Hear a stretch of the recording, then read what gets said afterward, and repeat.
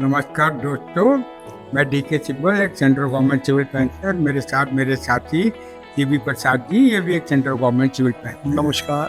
तो प्रसाद जी, आज चर्चा शुरू करें। जी सर। आज का चर्चा का विषय ये रहेगा सर कि एक पेंशनर जो है मई 2016 में रिटायर हुए थे, उसके बाद उनको 7 CPC का एरियर मिला और उनकी पेंशन रिवाइज हो गई।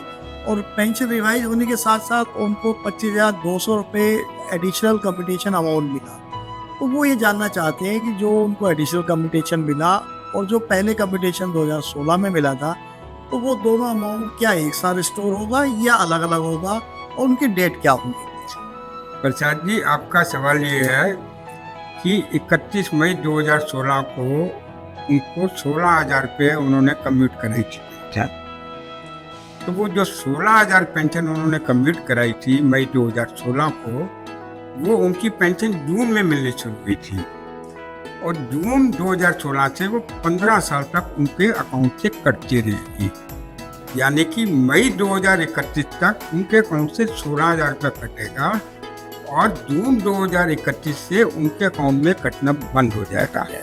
अब उसके बाद उनकी पे कमीशन में पेंशन रिवाइज हो गई, पे कम्यूटेशन भी उन्होंने रिवाइज हो गई, तो एक 25,200 रुपया एडिशनल कम्यूटेशन उनकी हो गई। जी सर। जिसकी पेमेंट उनको कब मिली थी? अगस्त 2017 में। जी सर। अगस्त 2017 में उनको 25,200 की कम्यूटेड वैल्यू मिल गई और वो बैंक ने, हाँ सर, वो उसकी डेट थी 15 अगस्त 2017। बैंक ने 15 अगस्त 2017 को उनके अकाउंट में 25,200 की जो कम्यूटेड वैल्यू पेंशन में लिखी होगी 20-25 लाख जो भी थी, वो दे दी। और 15 अगस्त 2017 की पेंशन से जो बनेगी उसके में से वो 25,200 काटेंगे 15 साल। वो 16,000 अलग से कट रहे हैं, ये 25,200 अलग से कटेंगे। ये 15 साल तक कटेंगे उस तरीके से जिस तरीके से बैंक ने उनके अकाउंट में डाले थे। उनके अकाउंट में 15 अगस्त 2017 को डाले थे, यानी कि ये कटेंगे उनकी अकाउंट से 14 अगस्त 2032 तक उनकी पेंशन से 25,200 कटेंगे। 16,000 अलग से कट रहे हैं और 15 अगस्त 2032 को ये 25,200 भी कटने बंद हो जाएंगे। और साथ ही बड़ा सिंपल फॉर्मूला है, ये तो आपने 2 बताया, कभी कभी 3 भी हो जाती है। आपके अकाउंट में जिस दिन पैसे आए, आपकी जो पहली तो पे एंड अकाउंट ऑफिस दे देता है, तो वो पहले महीने से शुरू हो जाती है, वो 15 साल तक जाऊँगी। दूसरी, बैंक ने जिस दिन उसके अकाउंट में डाली वो 15 साल तक कटेगा दूसरी वाली को। तीसरी, जिस दिन उसके अकाउंट में डाली, जिस दिन उसके अकाउंट में डाली थी उसके 15 साल तक वो कटेगा। तो ये अपनी उसके 15 साल का पीरियड होगा।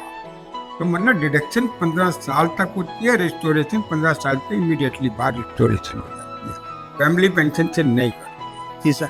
सर, इसका मतलब ये है, आपका कहने का तात्पर्य ये है कि जो 16,000 रुपये उन्हें मई 16 में मिले थे, वो मई 2031 में वो कंप्लीट हो जाएंगे। और जो उनको अगस्त 2017 में जो अमाउंट 25,200 का मिला था, वो 2032 में जाके अगस्त 2032 में रिस्टोर हो जाएगा। 16 से 15 जोड़ दो 31, 17 से 15 जोड़ दो 32, 15 साल कटते हैं। बीच में अगर दुर्घटना हो जाती है, फैमिली पेंशन में केस कन्वर्ट हो जाते हैं, तो फैमिली पेंशन से लेना चाहिए। धन्यवाद सर, आपने इस विषय पर बड़ी विस्तृत रूप से जानकारी दी। उम्मीद है सभी पेंशनर भाइयों को इसका लाभ प्राप्त होगा।